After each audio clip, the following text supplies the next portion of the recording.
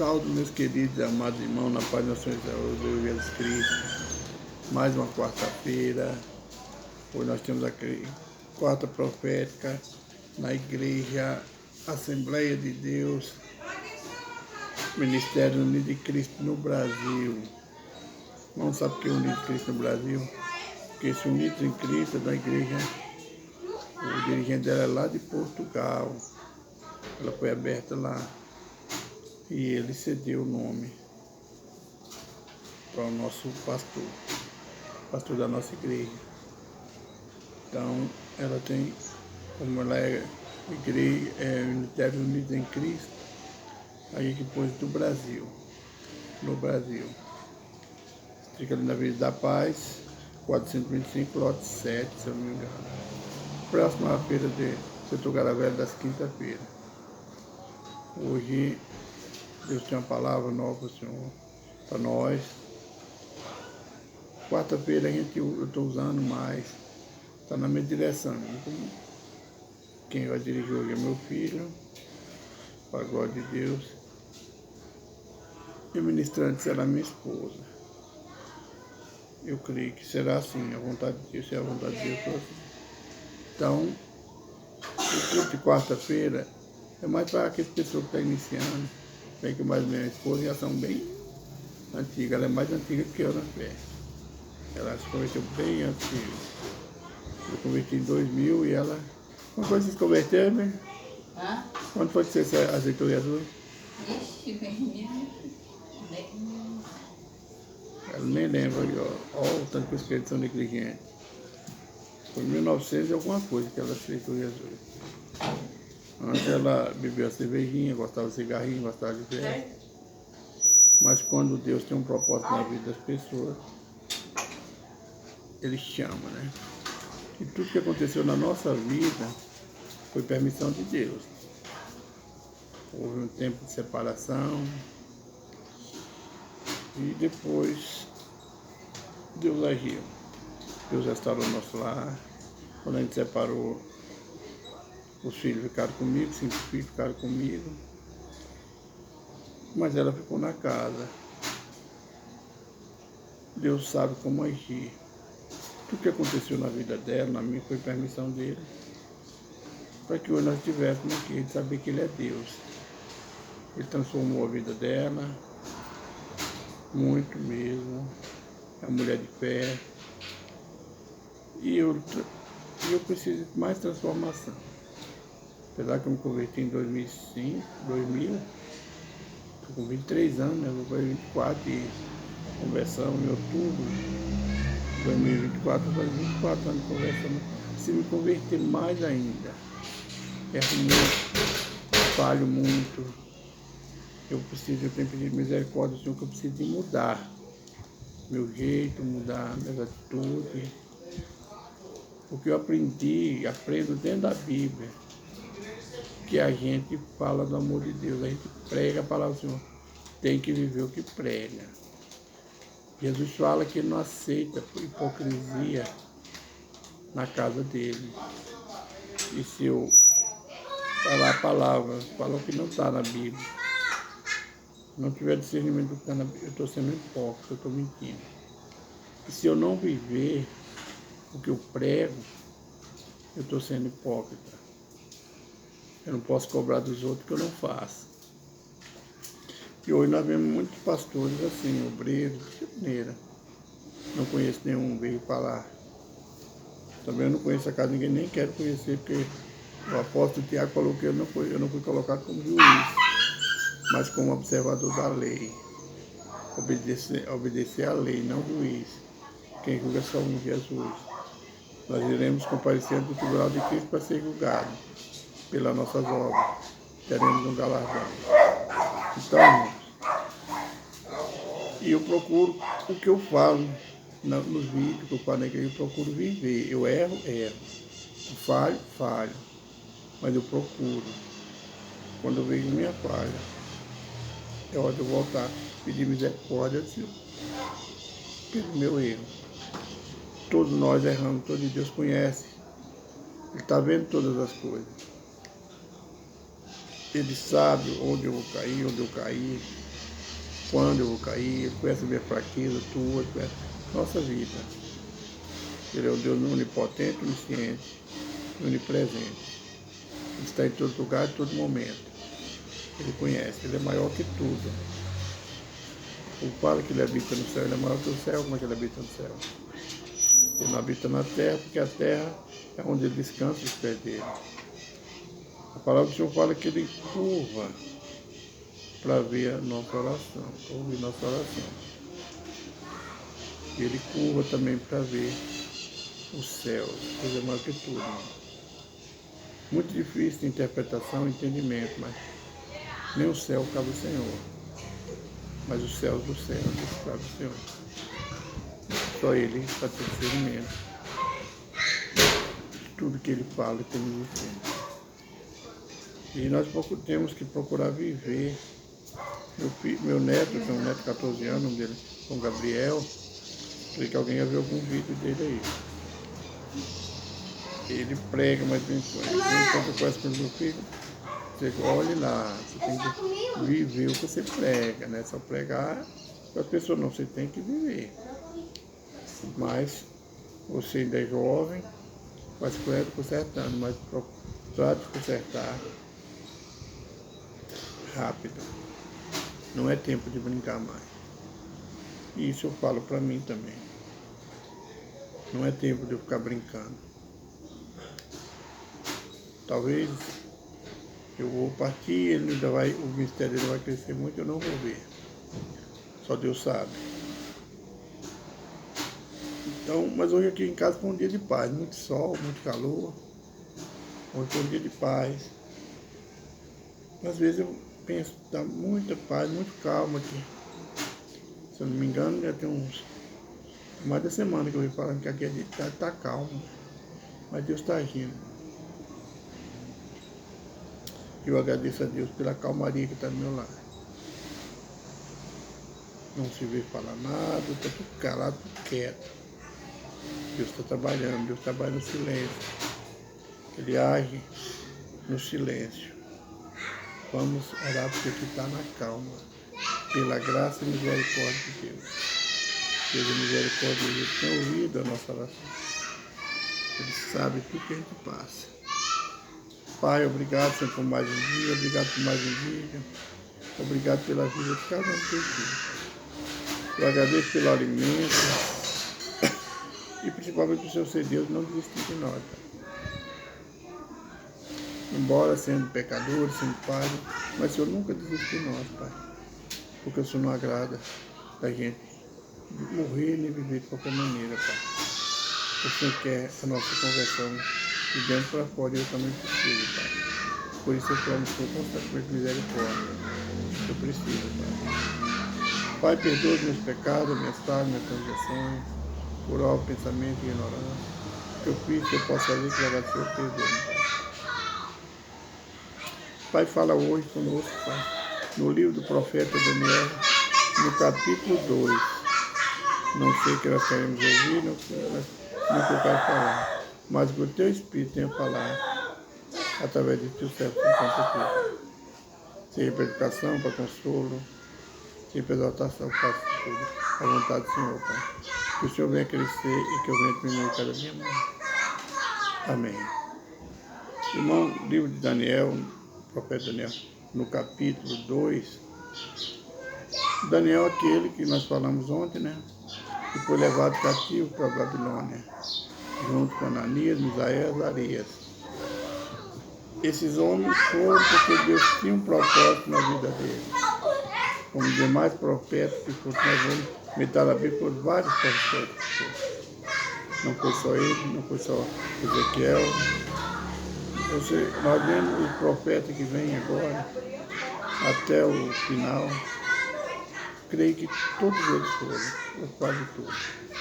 Outro cativeiro, mas ali, para confortar, para converter o povo de Deus que estava no cativeiro, que estava na mentira, no erro, no pecado, tinha abandonado Deus. E as promessas de Deus, as bênçãos de Deus vêm de acordo com a obediência. E ele deixou os profetas força, para que eles se convertessem, voltassem, sarassem a sua alma, para a carne ser curada e eles voltarem novamente para a terra prometida aos pais. Essa é a proposta de Deus. E tudo aconteceu por permissão de Deus. Agora ele envia 2 homens, 4 homens diferenciados. Daniel, Azarias, Ananias e Misael. Ou seja, Beltesazar, Sedraque, Mesaque e Abednego, segundo o nome do deus pagão de Nabucodonosor.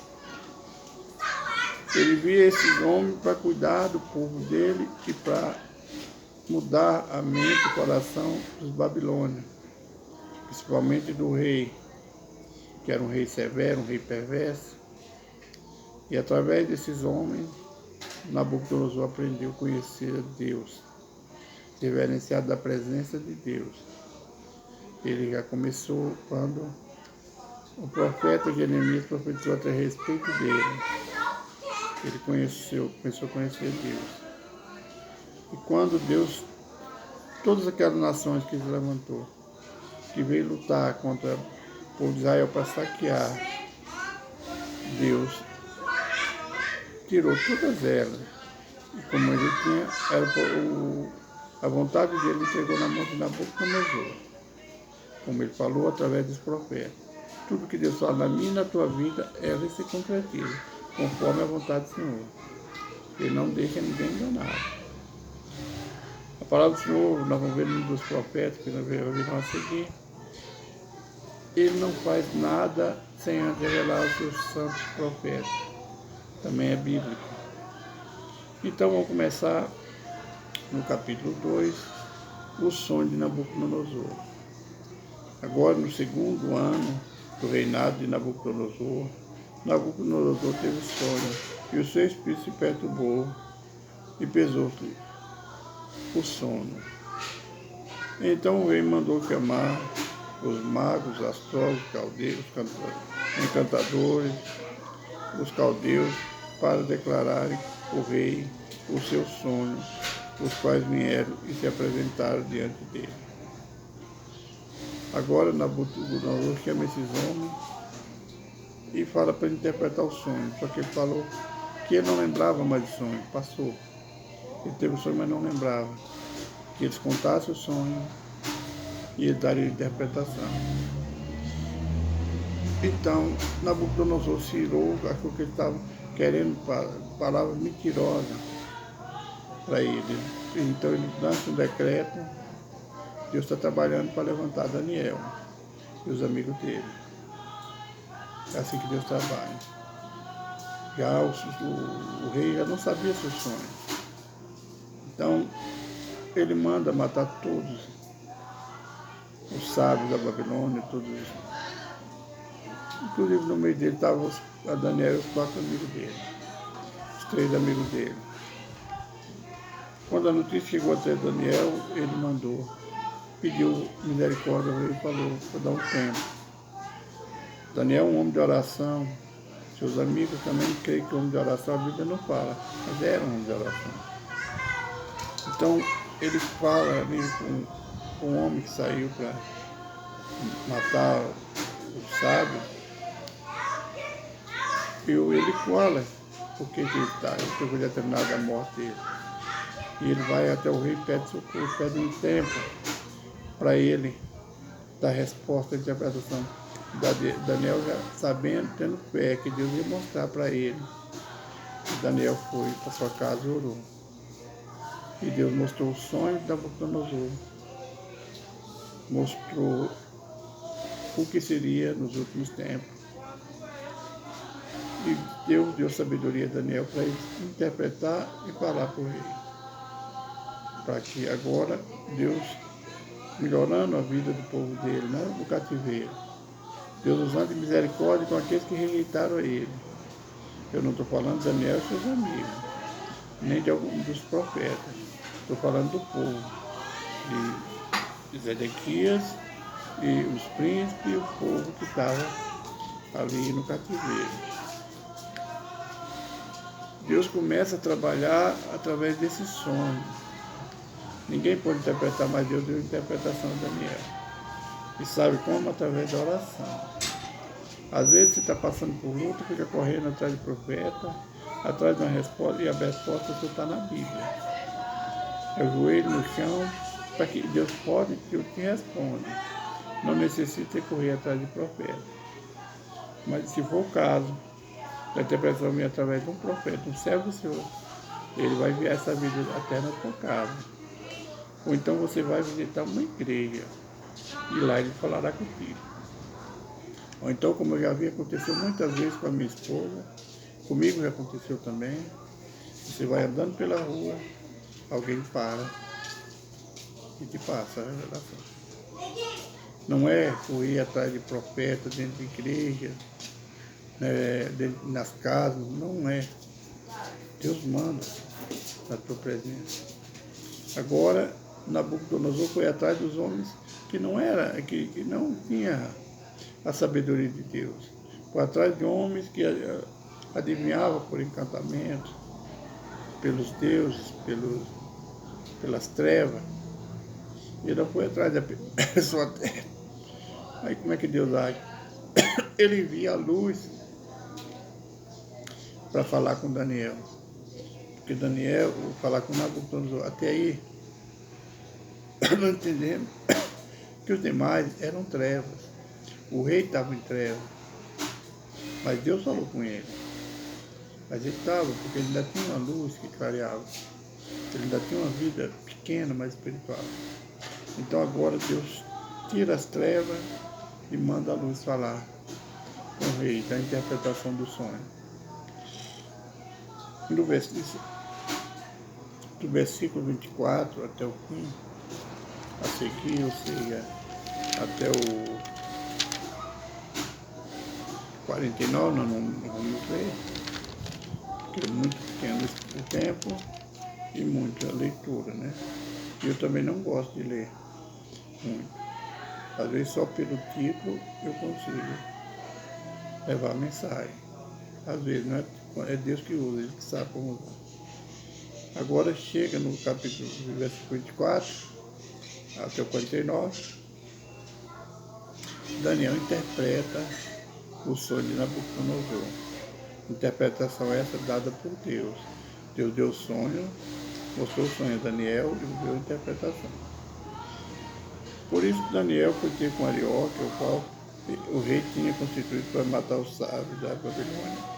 Entrou e disse assim: não mate os sábios da Babilônia. Introduz na presença do rei, declararei o rei a interpretação. Agora a interpretação é o reinado de Nabucodonosor. Ele sonha uma estátua, né? Grande, né? Uma árvore grande, quer dizer, onde todas as feras, todos os animais, todo mundo se aninhava debaixo dela. E ele dá a divisão dessa árvore, da interpretação, qual não vou falar porque vai tomar e o vídeo não cabe. A árvore do sonho é Nabucodonosor, o próprio rei. Deus entregou a ele todas as nações, todos os animais, para estar debaixo da mão dele. Agora, a divisão que ele havia era o reinado dividido. Os reis que se levantariam contra ele. Como ia ser dividida a Babilônia. Babilônia não existe mais, acabou.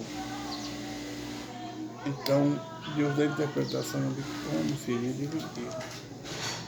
Ali mostrando, através do sonho, as nações que iriam se levantar contra Nabucodonosor, contra a Babilônia, mostrando a destruição de Babilônia.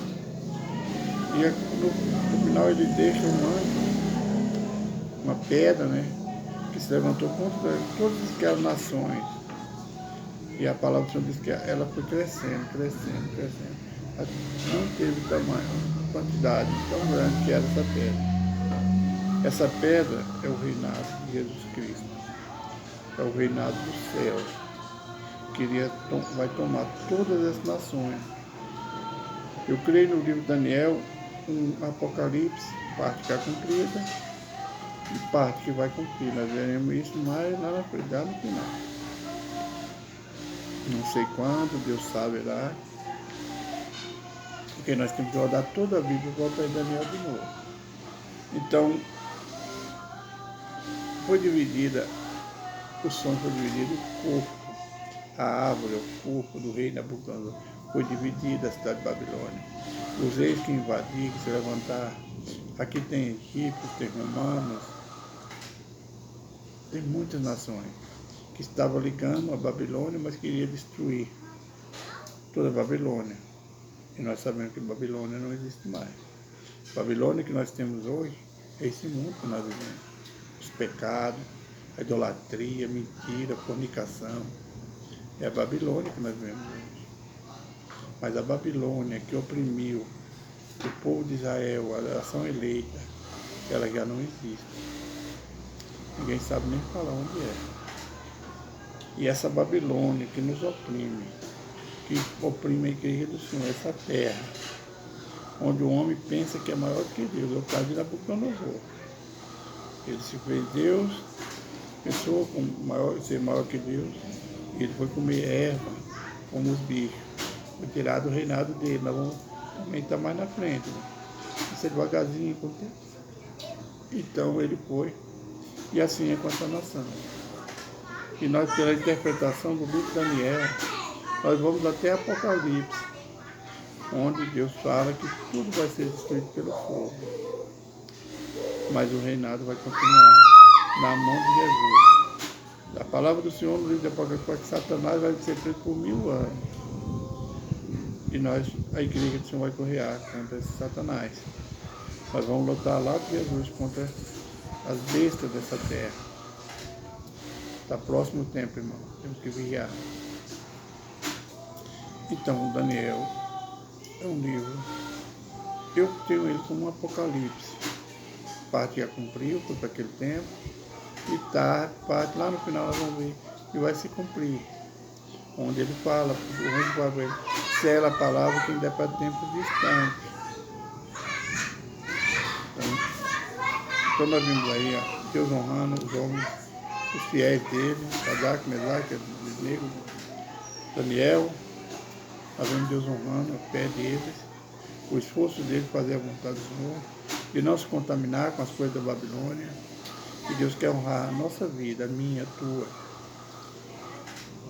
E não querer se contaminar com as coisas dessa terra, com essa Babilônia que vai ser destruída.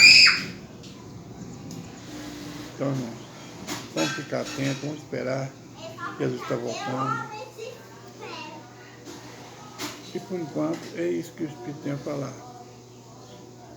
Quando você está em aperto, quando você está em dúvida, Deus manda a interpretação.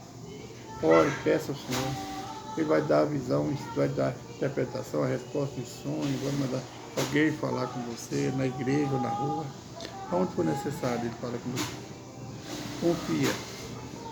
Hoje nós vamos ficar sem oração, irmão, porque o tempo já foi, está escasso. E o livro Daniel é um livro bom de se falar e é muito longo. Não pude falar tudo, que está no capítulo 2, mas devagar nós vamos chegar lá. Que Deus abençoe, fica na paz do Senhor, salvador Jesus Cristo.